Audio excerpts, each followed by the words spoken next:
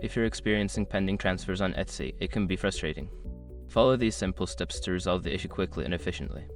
Step 1. Check your payment account. Before filing a refund or dispute, use the etsy.com link in the description to open the refund dispute deadline calculator and confirm your deadline. Step 2. Review your shop policies. Make sure your shop policies are up to date. Sometimes, pending transfers can occur if there are discrepancies in your shipping or return policies that need to be addressed. Step 3. Confirm order status. Go to your orders page and check the status of any recent orders. Pending transfers may be linked to unfulfilled orders, so ensure that all orders are marked as shipped and that tracking information is provided if applicable. Step 4. Contact Etsy support. If the issue persists, reach out to Etsy support for assistance. Provide them with details about your pending transfers and any relevant order information to help them resolve the issue more efficiently. Step 5. Monitor your account. After taking the necessary steps, keep an eye on your account for any updates.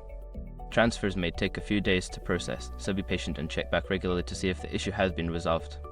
By following these steps, you should be able to resolve any pending transfers on Etsy. If problems continue, don't hesitate to seek further assistance from Etsy's support team.